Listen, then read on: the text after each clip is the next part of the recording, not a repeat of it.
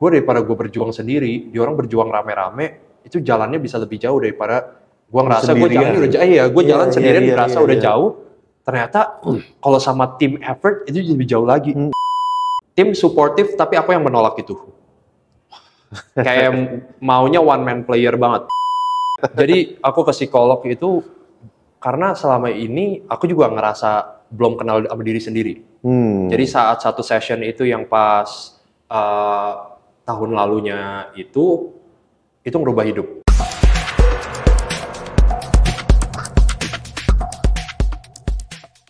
Jadi ini apa? Comeback lagi nih? Comeback kompetisi.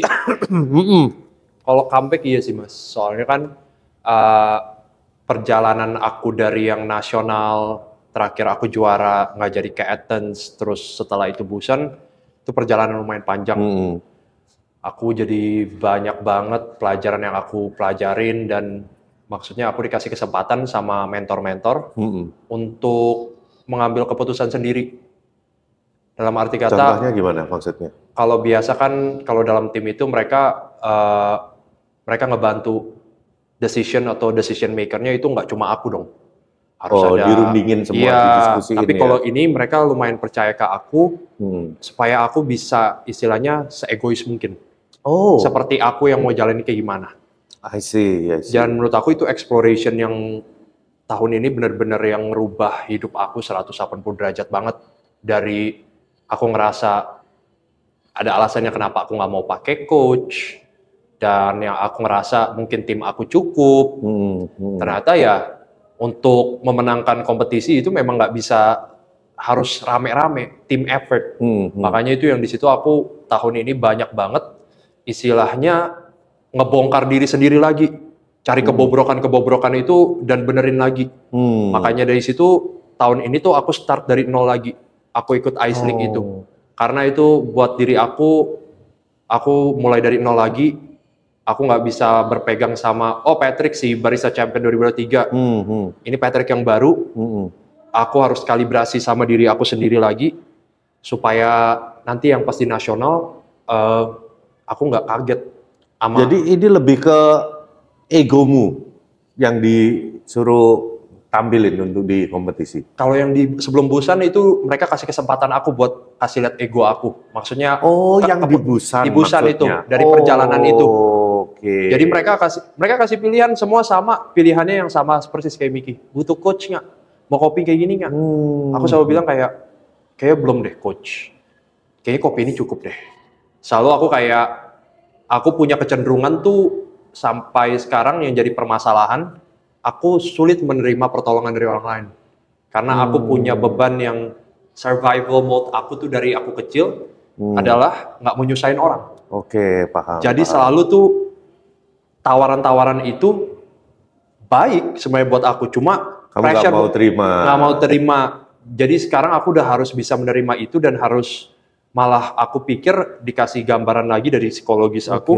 Kalau ternyata sebenarnya yang kamu lakukan itu ya kamu egois namanya.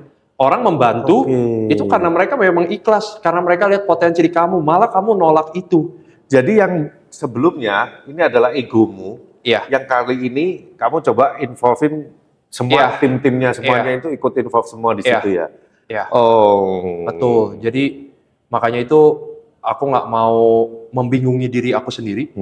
Aku harus mengkalibrasi lagi, ya mulai lagi dari nol. Menurut aku lebih wise seperti itu sih. Sebelum masuk the new Patrick yang sekarang nih ya, kita mau mundur lagi sedikit nih. Boleh, ya mundur lagi. Siap. Udah jadi juara nasional, mau berangkat ke World, dramanya banyak. Betul. Ya, kita udah bahas di podcast yang tahun lalu, kita ketemu. Kamu punya waktu 1 tahun untuk mempersiapkan next World-nya, ya kan? Akhirnya bareng sama Miki di sana. Tapi ternyata begitu nyampe di sana, kamu akhirnya peringkat berapa? 19. Dan even semifinal juga nggak masuk ya? Nggak masuk. Nggak masuk ya, penyisian udah langsung tumbang. Betul. So what happened, Pat, itu? Kayaknya aku belum pernah dengar ada orang cerita Patrick kenapa, dan aku juga nggak terlalu cari tahu pada waktu itu. Saat itu jadi yang banyak orang nggak tahu itu, ini kita udah bicarain, aku sama Miki udah ngomong 4 mata. Miki selalu bilang ke aku tuh kalau aku yang dulu nih, aku selalu kayak mikir, oh Miki udah lebih senior, ya gue kasih ke dia lah, kasih waktu latihan yang banyak. Ya gue kan maksudnya kayak tau lah anak baru, ya aku selalu ngecilin diri sendiri. Oh, latihan pada waktu di Latihan kantor. yang pas di kantor. Padahal nyatanya mereka nggak memperlakukan aku kayak gitu, cuma semua itu dari mindset aku sendiri. Oke. Mengecilkan diri sendiri. Udah Pet, lu kayak juara yang ditunda, kasih Miki dulu kesempatan buat latihan. Dan Yesi sama Yanto sadar betul kalau cara pikir aku begitu. Makanya Miki sampai harus ngobrol sama aku sampai bilang, kalau lu mau respect gue sebagai kompetitor lu, nggak gitu caranya. Iya, you better give everything you have. Iya dong. Itu cara respect lu. Dan di situ aku langsung mulai connect lah. Makanya lumayan banyak mentality game, biar gimana kita sesama satu tim pasti ada kayak psychology war di internal aku, yang misalnya kayak mereka lagi latihan sama Cole sama Dave, biarpun gimana Cole sama Dave bantuin aku juga, tapi ada kayak wah dia orang sejauh ini ya, aku selalu ngerasa waduh gue nggak boleh kalah nih, begini tapi ngelakuinnya sendiri. Dan jadi itu yang membuat aku mikir, gue daripada gue berjuang sendiri, dia orang berjuang rame-rame, itu jalannya bisa lebih jauh daripada gue ngerasa gue jalan udah jauh, gue jalan sendirian ngerasa udah jauh. Ternyata kalau sama tim effort itu lebih jauh lagi. Sampai sana juga belum terkalibrasi dalam arti kata overwhelm, cari tempat latihan, gini-gini. Banyak hal lah, jadi banyak hal, dan juga maksudnya tim supportive tapi aku yang menolak itu. Kayak maunya one man player banget. Iya. Dan itu internal problem yang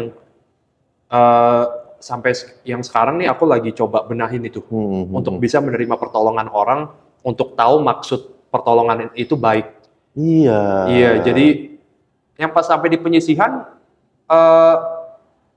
aku sih jadwal praktis itu biasanya sebelum kita masuk itu dikasih waktu 1 jam. Tapi waktu itu aku karena main paling pagi, paling pertama, jadi aku latihan 1 jamnya itu hari sebelumnya. Iya, jadi hari sebelumnya itu jam 5 sore, aku baru praktis 1 jam. Besoknya aku paling pagi jam 8, itu setengah 8 udah praktis 15 menit. Sama kayak nasional, langsung masuk. Dan menurut aku jadi, itu salah satu hal yang membuat aku lumayan kaget juga. 15 menit masuk, semuanya on time banget. Praktis berapa waktu, judge sudah masuk. Wah, gokil. Wah, langsung kayak nggak punya waktu untuk mencerna semua. Iya. Tapi waktu itu dan itu first time di world kan? First time the world. Pressure semua, cuma waktu itu memang sebelumnya udah TED Talk dulu sama Koyanto. Dia bilang ya, perform yang sebaik lu, pakai hati. Apapun yang terjadi, mau kejadian kesalahan, just keep going. Sebenarnya lancar-lancar aja semua runnya. Iya, karena aku juga nonton. Aku nonton videomu itu, walaupun nggak live ya. Betul. Aku nontonnya after that. Ya aku lihat ya, cukup smooth loh. Iya. Runningnya cukup smooth, flow-nya juga nggak yang kayak orang bingung. Iya. Tapi kenapa peringkatnya sampai sejauh itu? Tahun itu kompetitor aku bisa bilang tuh secara public speaking atau secara konsep dan presentasi, itu tahun itu top notch semua. Kalau kita nonton sampai India itu yang ada dua-duanya bagus. Satu ngomong AI, satu ngomong about coffee. I think how he loves coffee. Everything semuanya bagus. Jadi kayak konsep yang kamu bawain itu kayak ketinggalan gitu ya udah ya? Bukan ketinggalan juga sih. Dia jadi lebih terlalu baru, pertama terlalu technical dan mungkin susah diserap. Jadi kadang-kadang tuh semuanya lagi bagus aja. Kadang-kadang ujung-ujungnya konsep yang diterima bisa mudah diterima itu yang nilainya lebih tinggi. Ya. Akhirnya yang karena aku kan saat itu istilahnya kompetitor ABG. Kamu bawa konsep apa dulu? Coba mungkin bisa diceritain. Itu aku jelasin tentang DLC. DLC itu adalah framework, itu singkatan dari Density Level Compass. Gimana aku membuat framework untuk barista untuk mencari dari kekerasan kepadatan kopi itu langsung dapat brew ratio yang pas. Karena menurut aku kebanyakan kita sekarang kalibrasi nggak jelas kalibrasinya kenapa. Ada persepsi-persepsi dari tiap barista ke barista lain, dari kafe satu ke kafe lain, yang ngomong natural harus pakai rasio segini. wash harus rasio begini. Tapi bahasa itu nggak universal untuk semua. Terus kenapa semua berbeda? Makanya aku mencari satu variabel yang istilahnya bisa merepresentasikan kopi itu sendiri, yaitu density. Karena logika aku, apapun yang terjadi di kopi itu sebenarnya dari processing, dari microclimate, dari di pengeringan, dari di roasting, sampai ini, semuanya itu berdasarkan density kekerasan kopinya. Kenapa kita harus grind size kasar? Kenapa kita harus grind size halus?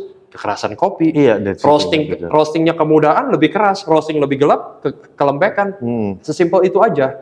Soalnya itu dari pertanyaan dari diri aku dari 6 tahun lalu yang harus kalibrasi kopi yang sama berhari-hari. Kenapa gue pakai kopi yang sama tapi tiap pagi gue harus kalibrasi? Pasti ada aja bedanya. Kenapa? Kenapanya itu yang membuat aku mencari jawaban itu. Oh, ternyata ini density. Sebelum roasting kita cek. Kenapa sekarang yang pas kita mau kalibrasi kopi kita nggak cek density juga? Oke. Itu ide kamu pertama. Cukup membawakan hal itu cukup teknikal banget. Betul. Aku orangnya kan memang lumayan suka yang complicated dan technical dan statistik dan grafik semua. Miki bilang it's good, tapi mungkin saat ini belum siap. Iya, aku ketika dengar kamu cerita gitu ya, it's good untuk kelas barista. Betul. Tapi kalau untuk di kompetisi, aku nggak tahu nih. Paham. Ya Paham. kan? Makanya aku baru juga kebuka mata, juga dapat perspektif karena power of competition yang kayak kita nonton si Miki, kita nonton Jack Simpson adalah impact dia meng-guide semuanya.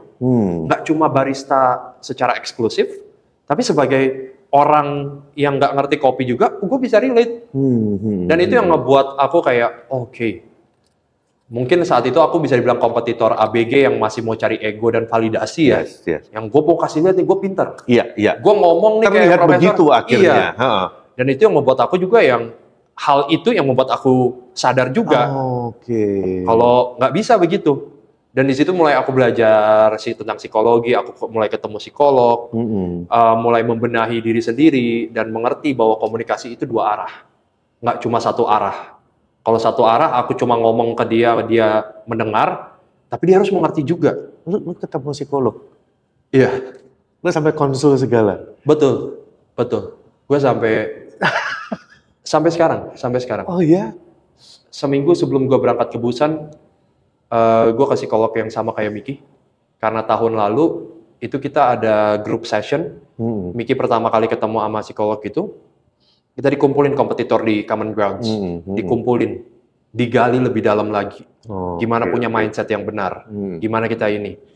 Dan ini, sorry, potong. Ini kita perlu perjelas dulu ya buat teman-teman ya. Orang ke psikolog bukan berarti orang itu psikopat, bukan berarti orang itu punya kelainan jiwa, enggak. Tapi justru itu adalah salah satu cara untuk kita bisa mengenal diri sendiri, self-develop lah ya, mengembangkan diri, kita lebih tahu diri sendiri ya. Oke, lanjut, Pat. Jadi aku ke psikolog itu karena selama ini aku juga ngerasa belum kenal sama diri sendiri.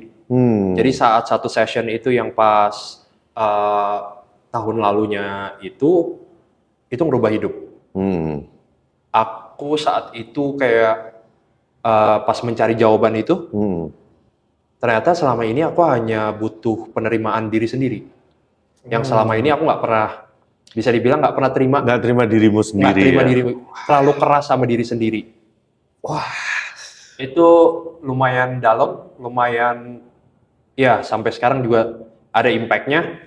Makanya yang pas 3 hari sebelum berangkat ke Busan, psikolognya itu lumayan emergency, terus aku minta ke situ, dia langsung sisihin waktu, langsung itu mulai ngegali, sampai sekarang masih nge-develop terus.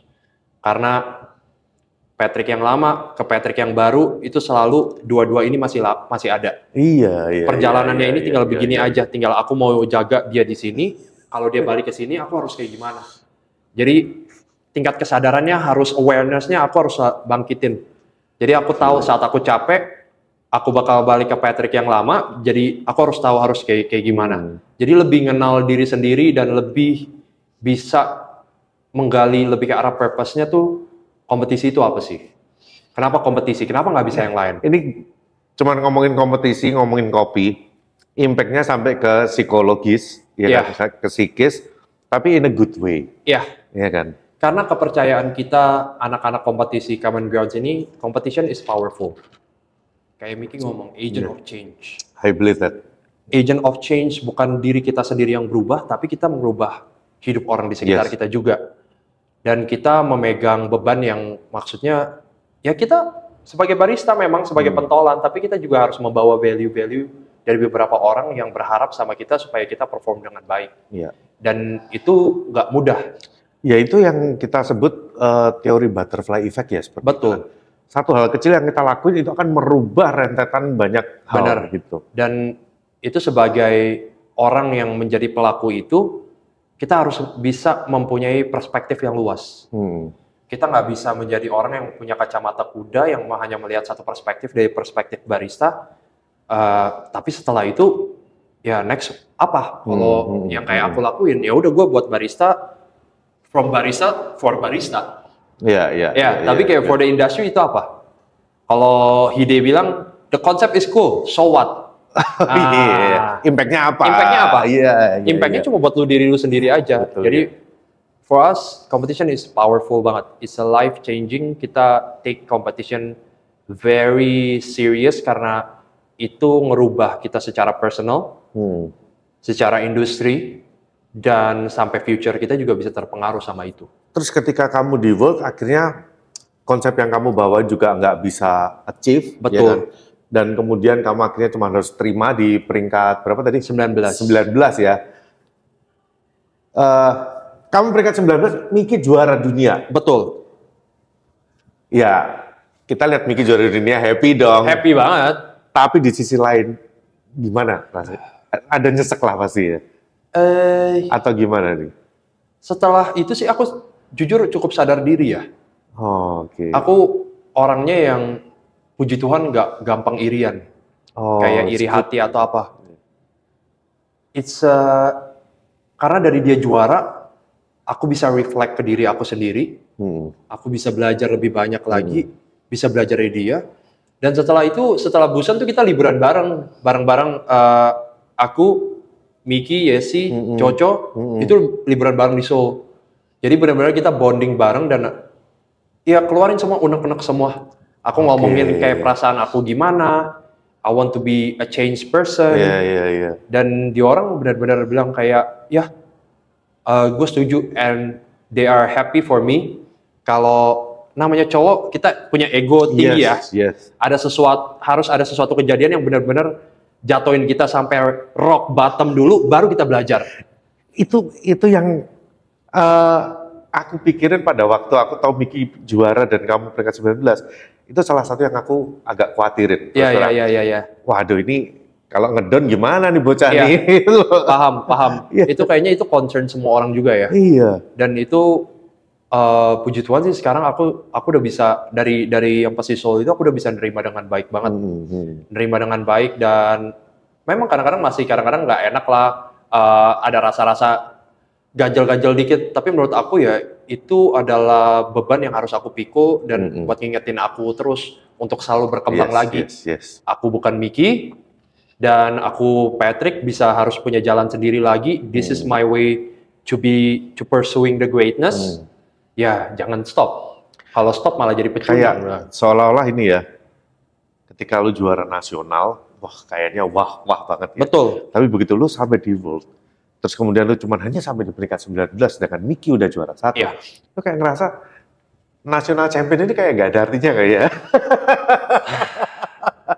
Makanya sekarang, jujur sampai sekarang rada berat kalau misalnya orang, jujur juara nasional memang berat, cuma kalau orang kayak ngebanggain, ya ini barista champion national 2023. Ya menurut aku kayak, ya itu sesuatu yang aku masih dilema sih. Aku bilang, oh ya thank you gini-gini, cuma kayak internally, ya menurut aku bukan sesuatu yang harus sepatutnya aku bangga-banggakan terus juga, nggak bisa berpegang itu juga. Ya paling begitu sih. Gila. Tapi akhirnya sekarang comeback dong. Ya harus comeback. Comeback stronger lah sekarang. Harus dong. Kemarin ikut liga di mana ya, Pat? Aku liga di Jakarta, di FHI. Oh, yang Jakarta ya, Liga Jakarta. Iya, betul. Aku juara 2. Oh, kamu juara 2 itu? Iya, aku juara 2. Juara satunya siapa ya? Gomez dari Oma Cafe. Oh, Gomez. Ya, training Oma bareng juga Cafe. kita. Oh ya, masih orang sendiri juga nih. Iya, Oke. betul. Iya. Oke, jadi kamu dan national champion, terus kemudian ya di World juga udah experience, terus kemarin di Liga dari yang kamu evaluasi kenapa juga masih belum bisa hit juara Liga lagi? Kalau aku sih sebenarnya selalu mikir kadang-kadang aku perlunya juaranya di nasional ya. Ya. Aku jadi target waktu itu adalah aku hanya perlu tiket untuk Tiketnya aja. masuk ke nasional. Tapi kalau Mama menang juara 1 juga aku boleh nggak nolak. dong, nggak Boleh nolak dong, ya boleh. kan? Tapi Kan evaluasi nih. betul. Kalau evaluasi aku sih aku belum aware sama mesinnya waktu itu ya. Soalnya aku masih lumayan katro, masih biasa yang mesinnya tombol. Waktu itu kan kompetisi mesinnya touchscreen. Oh, mesinnya pakai apa ya?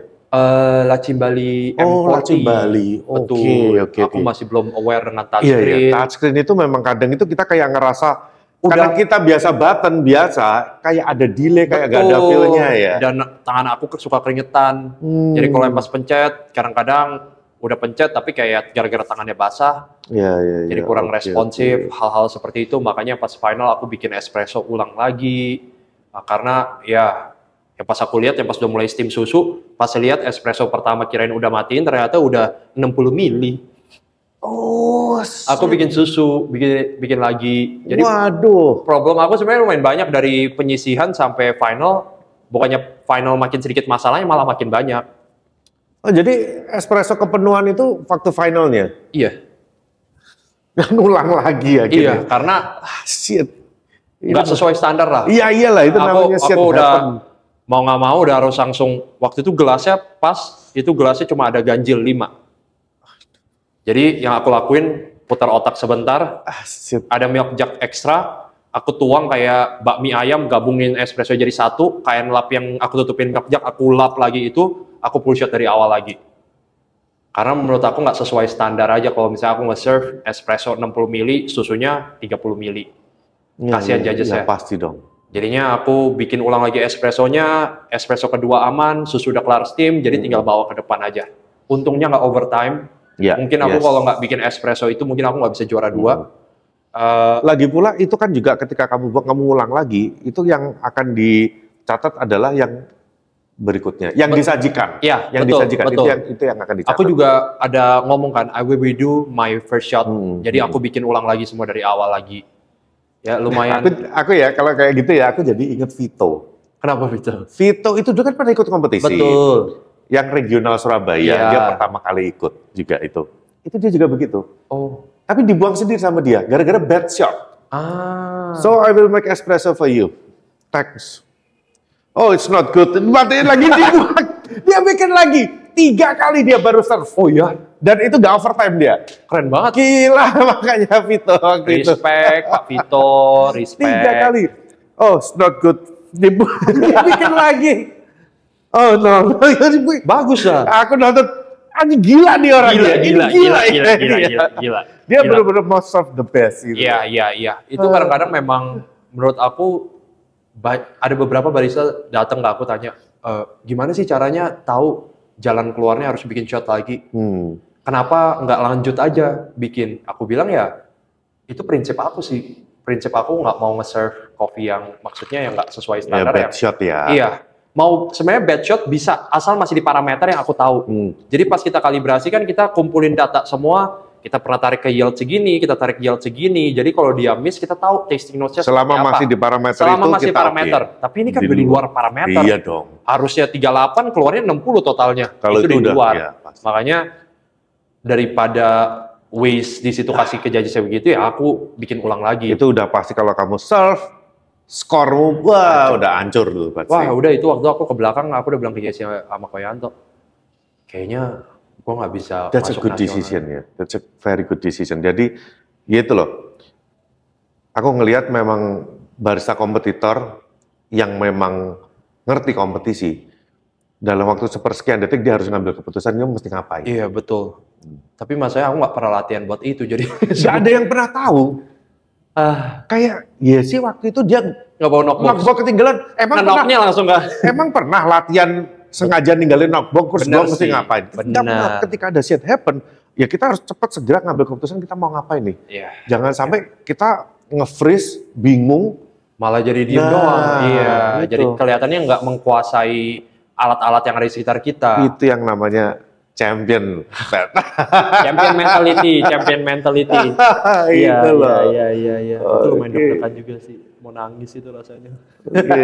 Nah ini sebenarnya sih aku kalau mau ngundang ngajakin orang podcast ini biasanya kalau yang kompetitor itu kalau habis dari regional atau dia habis selesai liga terus dia mau goes to final biasanya aku nggak ngajakin dulu, Oke. nunggu dulu dia selesai nasional. Kalau seumpama nasional dia nggak menang atau kalau dia masih menang masih ke World aku juga nggak ngajak dulu nih. Oke, Karena selesai aku World dulu.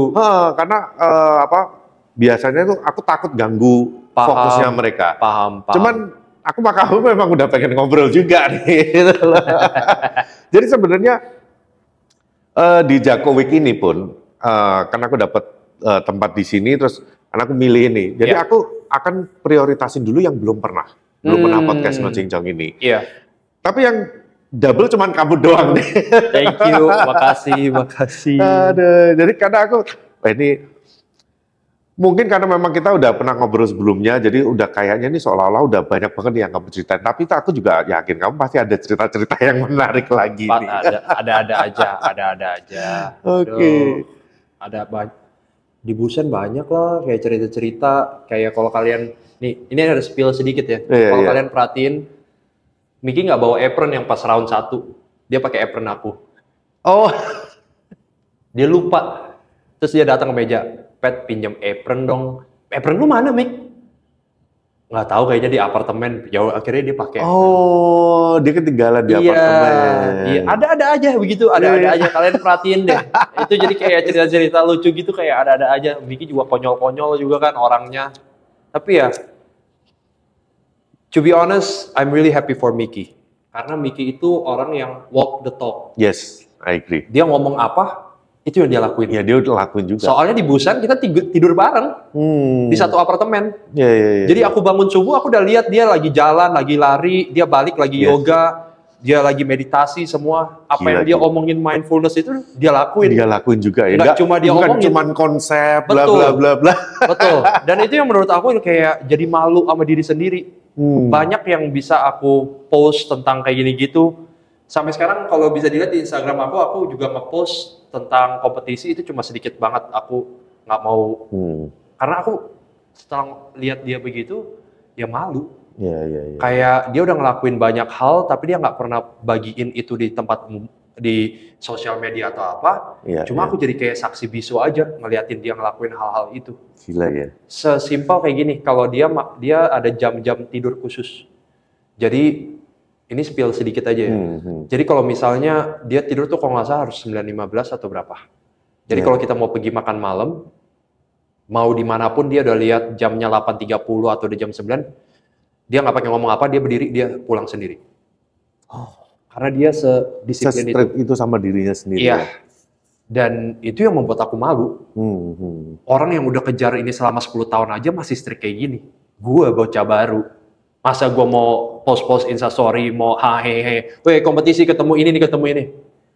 Malu. Ya, tapi Miki is being Miki lah. Kita juga nggak bisa replicate jadi dia juga. Nggak salah. Tapi kita bisa mencontoh hal-hal positif yang dia Benar. lakuin.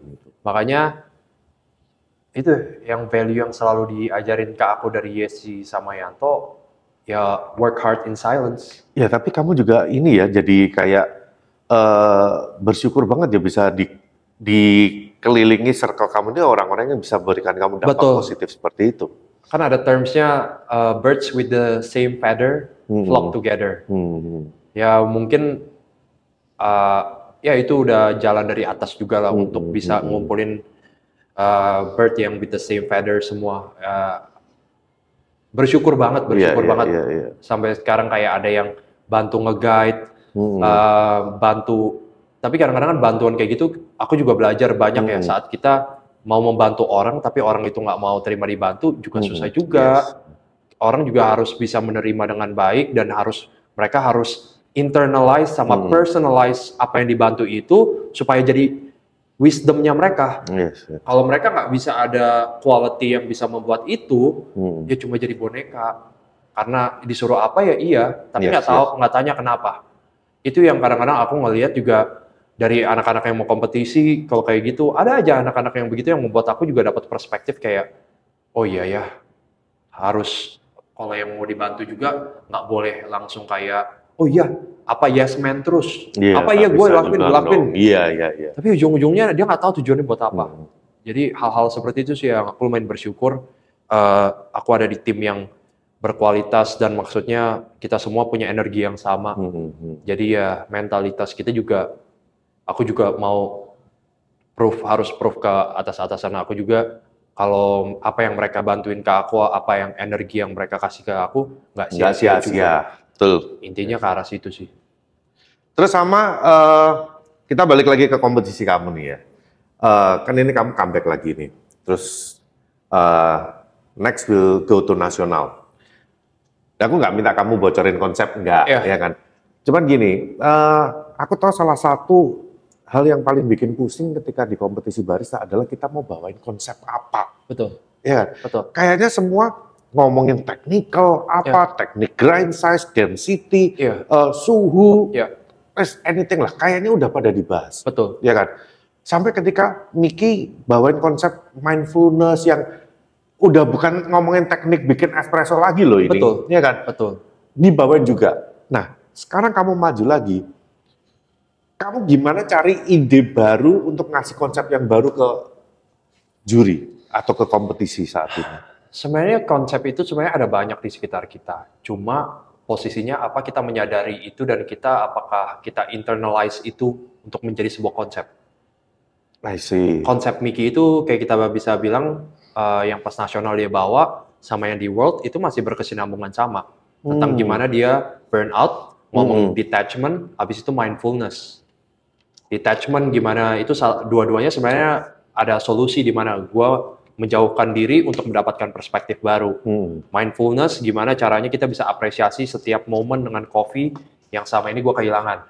Dan saya sebenarnya banyak experience yang saya dapatkan dari hal-hal seperti ini. Tinggal saya internalize itu untuk mendapatkan menjadi sebuah konsep. Konsep di kompetisi. Betul. Dan nggak cuma harus banyak experience, bisa kita belajar menjadi jujur aja sama diri sendiri. Oke. Maksudnya begini, menjadi jujur. Misalkan kita mau ngomongin sesuatu yang berbau kayak kita nggak pandai ngomongin tentang ekonomi. Ya kita bisa bilang, oh hari ini gue mau ngomongin tentang ekonomi kopi. Gue mau ngomongin tentang ekonomi industri kopi. Tapi sejujurnya kita nggak paham juga. Kita nggak paham juga. Tapi gimana caranya gue mau belajar di sini? Itu menjadi sebuah cerita dan yang kita bisa koneksiin ke kopi juga. Jadi menurut aku menjadi jujur, menjadi diri sendiri, bawa itu ke next level dan lihat score sheet-nya butuhnya apa aja. Kita nggak selalu membawa, ada dua ya, ada novelty, ada innovation. Innovation itu tentang sesuatu yang baru, sedangkan novelty itu kita menggunakan sesuatu yang ada, tapi dengan jalan cerita yang lain. Dan kita bisa menggunakan itu juga.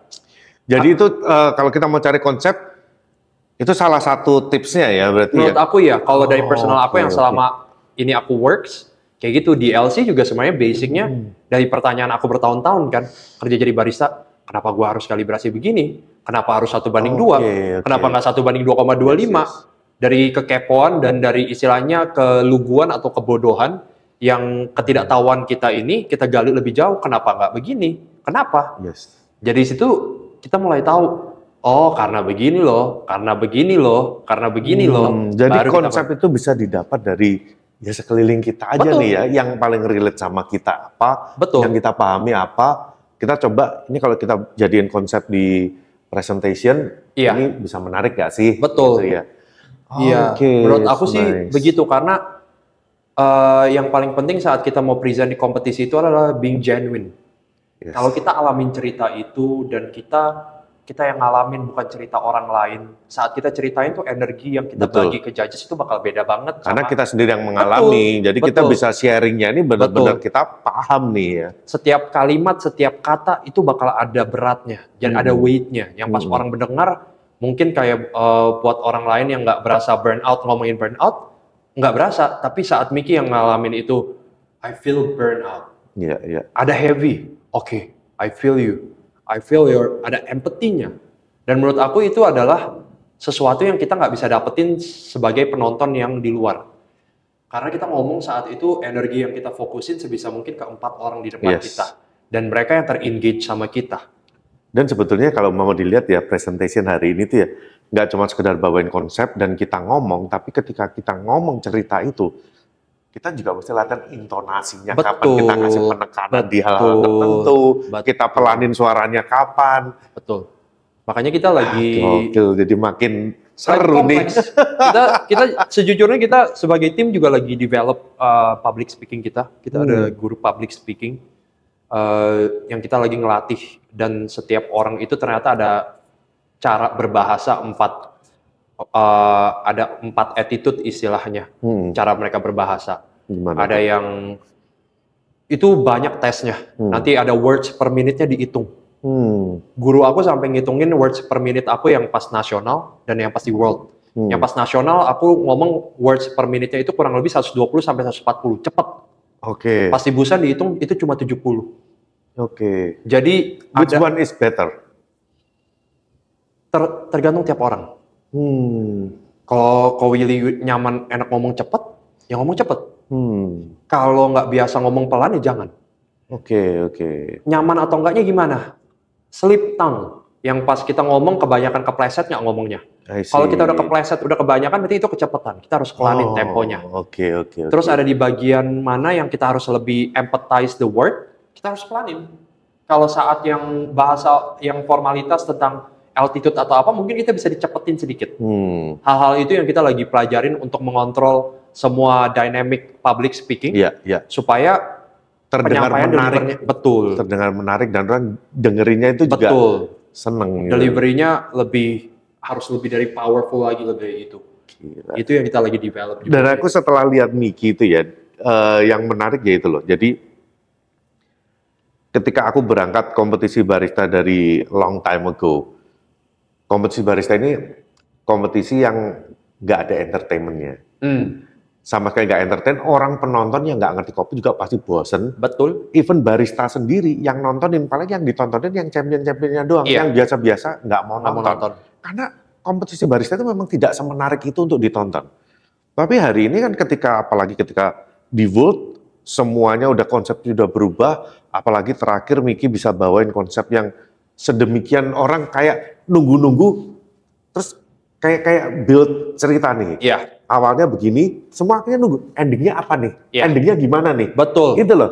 Nge-build itunya, wah sulit. Jadi itu sesuatu yang kita nonton aja jadi nunggu-nunggu nih. Gitu. Itu pas Miki yang pas di World tuh ada hal gila juga yang dia lakuin. Adalah kita latihan bareng. Tapi ternyata lagu yang dia pakai untuk final itu beda. Jadi kalian yang pas kalian nonton di live tuh kalian nggak denger lagunya. Iya. Lagunya intens banget, itu pas kita dengerin itu udah sampai berair mata semua lah. Karena kita bener-bener di situ ngerasa banget apa yang dia rasain. Tapi pas latihan dia nggak pakai lagu itu? Enggak. Yang tahu itu cuma Yesi, Cole, sama Dave. Itu ya gila lah itu. Itu pas kita final, pas aku denger dari samping, kok lagunya beda, lebih intens. Itu sampai hati kita tuh terasa berat juga ya pas ngedengerin dia. Sampai pas dia closing line-nya overtime, itu memang udah kayak rilis semua ya. Iya. Itu pas itu pecah semua air mata udah. Gila sih. Itu merinding. Kita kayak kasarnya tuh mau dia juara atau enggak, kita udah bangga banget sama dia. Itu aku nonton itu ya, Vin, di laptop dia bareng-bareng sama anak-anak kafe. Ini konsep apa lagi nih? Iya. Apalagi ya di laptop suaranya nggak begitu jelas lah. Tapi dikit-dikit dapat lah ini. Oh gini. Tapi ya memang nggak sejelas itu. Tapi apalagi nih, gila nih. Dan ini berarti challenge baru buat kamu. Kamu berarti harus lebih bagus dong dari itu, gitu loh. Itu sekarang PR-nya semua orang. PR semua orang, bukan cuma kita tapi seluruh dunia. Seluruh dunia, lo harus bisa bikin lebih bagus. Kalau nggak lebih bagus dari ini, nggak ada artinya. Bener. Itu udah push the boundaries banget. Mana lagi kompetisi bawa judges jalan-jalan, bawa merem di itu. Judges, kita ada ngomong setelah itu habis judges. Kita ada yang pas latihan dan setelah kompetisi kita ada ngobrol sama beberapa judges. Hal yang paling menakutkan mereka lakukan adalah pas memejam mata pas lagi kompetisi. Kenapa? Mereka bilangnya gimana? Ya menakutkan karena biasanya mereka harus fokus ke kompetitor, mereka harus merem. Dan mereka nggak tahu mereka nggak boleh ada ekspektasi. Iya, dan mereka nggak tahu terus abis ini mau disuruh ngapain lagi. Abis ini gue jalan kemana? Otaknya mereka udah main kemana-mana. Harus ini dari espresso jalan ke sini, habis ini ke jalan ke sini. Mereka harus benar-benar fokus. Jadi hal-hal itu resiko yang berani diambil sama Miki. Dan maksudnya dari kompetisi itu juga, aku juga lihat tiap hari itu kita ada orang baru yang selalu kita taruh di meja judges untuk ngikutin protokol-protokol Miki. Dan ada-ada aja yang salah. Ada yang berhentinya di sini, ada yang berhentinya di sono. Dan Miki harus bisa membantu mereka lagi untuk lebih dekatan lagi atau lebih kemana. Jadi udah hampir setiap hari kita ada orang baru yang datang ke roastery untuk ngedengerin itu Miki dan ngikutin alur-alurnya. Apakah paham atau tidak. Jadi kayak gitu. Ini sekarang jadi PR-mu. Ya betul PR. PR banget. So tapi di nasional nanti, are you ready? Ready. Udah siap nih ya? Ready. I'm ready. Dan juga kompetitornya juga tahun ini juga kayaknya juga sangat-sangat berat. Betul. Ini ya. Betul, berat. To prepare lo ya. Ya, prepare. But in the end semua barista kan trying to be the best of the best juga kan. It's a good competitor and it's a good situasi dan kondisi yang membuat kita jadi lebih baik lagi. Pressure makes diamond. Termasuk kamu prepare for the worst nggak? Kalau seandainya kamu harus dong, nggak champion lagi. Harus dong, harus prepare for the worst juga dong. Karena kita berani mimpi tinggi-tinggi ya kita harus berani mimpi the worst-nya juga. Kalau jatuhnya juga harus siap ya, gitu ya. Iya. Yang penting itu sih. Karena sangat tidak mudah untuk mempertahankan gelar, ya kan? Betul, paham. Ya, makanya itu I'm working on it. Oke, ada lagi nggak Pat yang pengen kamu ceritain, Pat? Kalau ceritain ya. Apalagi yang seru-seru lagi nih sebelum kita closing nih. Seru lagi ya. Harus dipikirin lagi sih kalau detail-detailnya begitu soalnya udah lama banget kan. Cuma ya happy for Miki lah. Tapi kalau kemarin di Busan sama Seoul bagus mana? Kalau bagus. Aku sih belum pernah ke Busan, Seoul doang aku cuman. Kayaknya kalau aku tipikal orang yang suka pinggiran ya. Aku lebih suka Busan. Kalau Seoul city banget ya? City banget. Oh jadi Busan itu lebih friendly.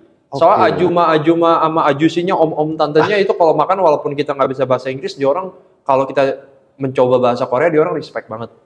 Tapi kalau di Seoul kebanyakan anak-anak muda, anak-anak muda masih ego kayak misalnya kalau denger kita nggak bisa ngomong kita ngomong pakai bahasa Inggris, kita itu mereka lumayan kurang mengenakan lah. Jadi kita berasa kayak ya anjing nih orang nih ya. Waktu itu sempet kita makan burger. Kita lagi ngobrol sama rame-rame. Ternyata kita nggak tahu itu burger kita harus ambil ke meja. Harus di counter dia kita duduk di counter dia di sini counter dia. Terus yang dia lakuin udah manggil-manggil pakai bahasa Korea, kita kan nggak tahu nomor-nomornya. Terus yang dia lakuin dia tepuk tanganin. Kayak tepuk tanganin kayak manggil burung.